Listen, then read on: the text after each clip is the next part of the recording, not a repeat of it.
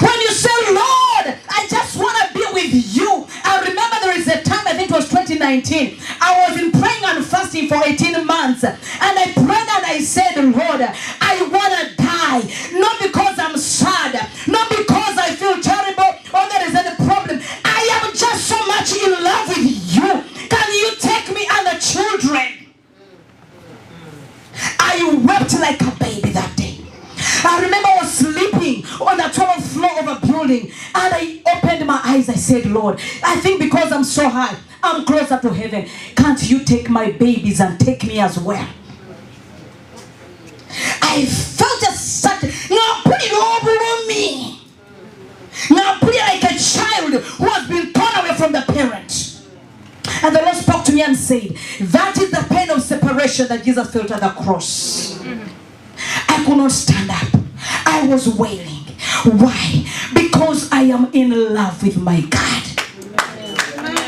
If you're wondering what has kept me there, it is not because I'm righteous. It is not because I'm anything special. It is because I love my God. I'm in love with Him. I know when to say I'm sorry.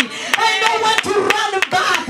I know when to call upon my lover. I know when to call upon Him and I say, Papa, I need you.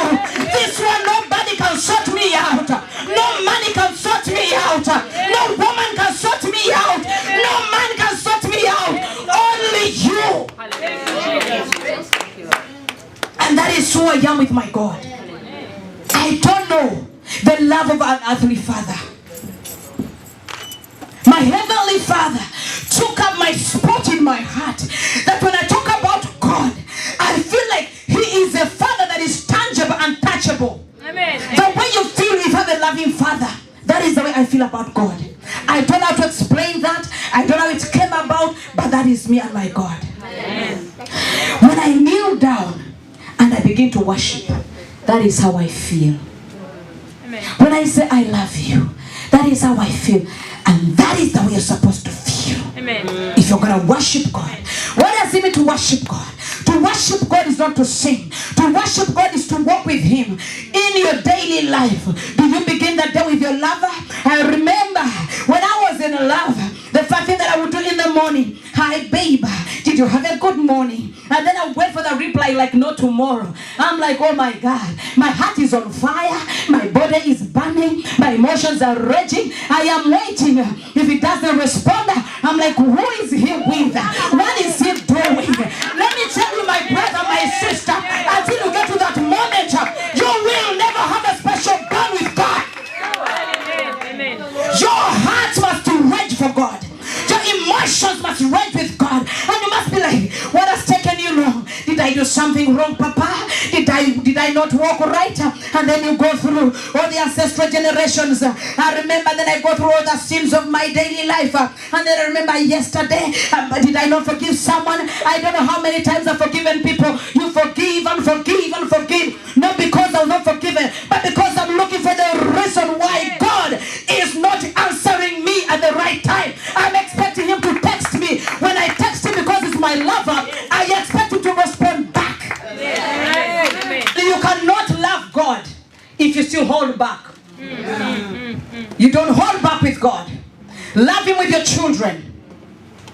When I'm praying for my children, and I said that, I always say, Lord, if it is time to go home, I want to see my children lifted up before I come.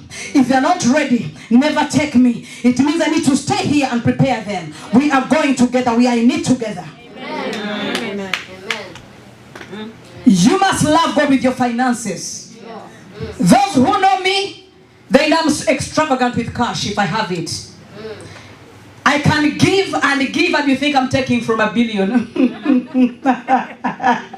When in actual sense I'm taking from the little that I have. Sometimes I give and I run out.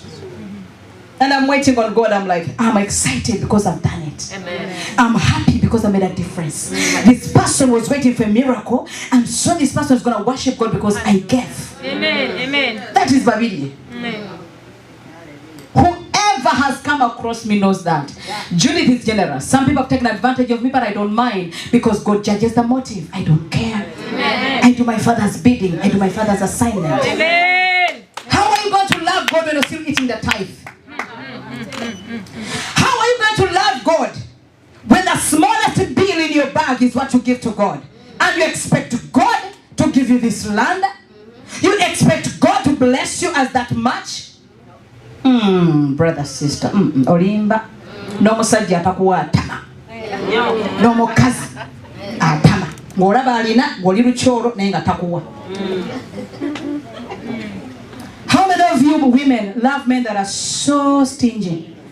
He gives you nothing, you give your all. How many of you? Women, I mean men.